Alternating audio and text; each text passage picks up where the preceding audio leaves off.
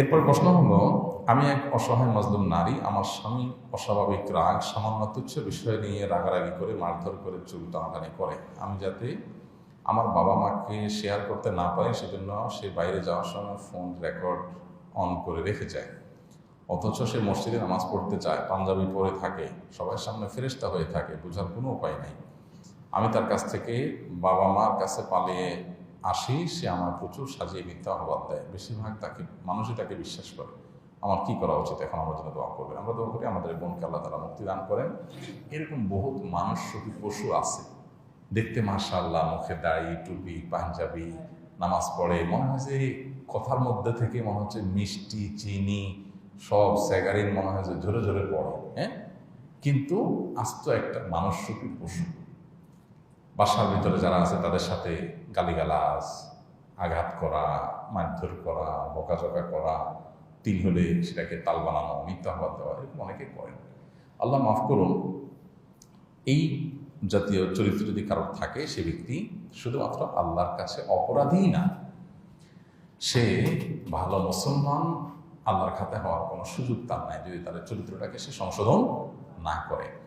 এটা তো খুবই জঘন্য কথা যে আপনি আপনার স্ত্রীকে মিথ্যা অপবাদ দিচ্ছেন, মানুষের কাছে খাটো করছেন। আর আমাদের সমাজটা এরকম হয়ে গেছে যে সমাজে মানুষ ভালো মন্দ বেশিরভাগ ক্ষেত্রে লেবাস দিয়ে পরখ করে ফেলে, যে ঠিক আছে স্বামীটা দাঁড়িয়ালা মানুষ, নামাজ কালাম পড়ে, তার কথাই মানুষ বিশ্বাস করে। মানুষ বাহ্যিক জিনিস দেখে হয়তো একটা বিশ্বাস তৈরি হবে, একটা পর্যায় পর্যন্ত সেটা মানা যায়, কিন্তু ব্যক্তিগত বিষয়গুলোতে এরকম অন্ধের মতো বিশ্বাস করে আরেকজনকে ব্লেম করার, অভিযোগ দেওয়ার কোনো সুযোগ নাই।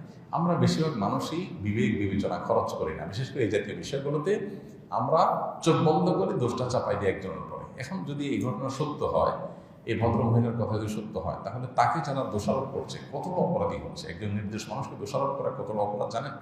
এটাকে মিথ্যা অপবাদ বলা হয়। মিথ্যা অপবাদ, তোহমত, এটা গীবতের চাইতেও জঘন্য অপরাধ। আল্লাহ তাআলা কোরআনে বলেছেন, তাহসাবুনাহু হাইয়িনা ওয়া হুয়া ইনদাল্লাহি আযীম। তোমরা এই কারোর চরিত্রে, কারোর ব্যাপারে দোষ দেওয়া, এটাকে ছোট জিনিস মনে করো, অথচ আল্লাহর কাছে এটা অনেক বড় অপরাধ। না জানলে চুপ থাকবো, কিন্তু কারোর চরিত্র নিয়ে কোনো বাজে মন্তব্য করব না। অনেক সময় দেখা যায় এই সমস্ত মেয়েরা বাবার বাড়িতে কোনো জায়গা পায় না, মনে করে যে তাদের জামাইটা ফেরেশতা, কারণ সে ফেরেশতা সাজতে পারে, নাটক করতে পারে। তো এই জাতীয় পাপিষ্ঠ যারা আছে তারা নামাজ পড়তে পারে, দায় রাখতে পারে, কিন্তু ভালো মুসলমানও না, এবং জান্নাতে যাওয়া এত সহজ নয়। আমাদের ম্যাক্সিমাম মানুষ আমরা ইসলামটা সঠিকভাবে বুঝতে পারি না।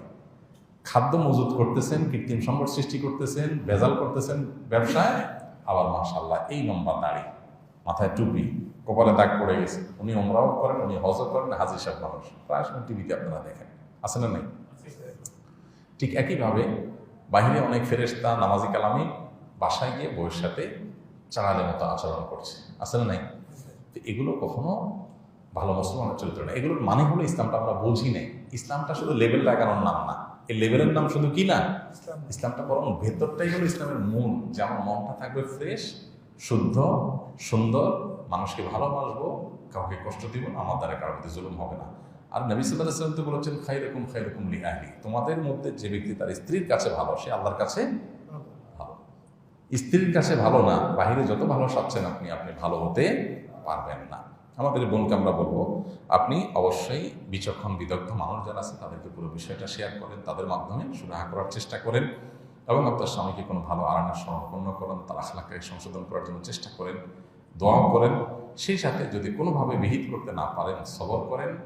মনে রাখবেন, গোটা পৃথিবীর সমস্ত মানুষ যদি আপনাকে খারাপ বলে আর আপনি আসলে খারাপ না হন, তো বেঈমান বা নাস্তিক যে, তার তো কিছু করার নাই, কারণ সবার কাছে খারাপ হয়ে গেছে, সে ডিপ্রেসড হয়ে যাবে। আপনার ডিপ্রেশনের কারণ নাই, কারণ কিয়ামত বলতে একটা জিনিস আছে, বিচার দিবস আছে, সব বিষয়ের বিচার হবে, সেদিন আপনি শেষ হাসি হাসবেন।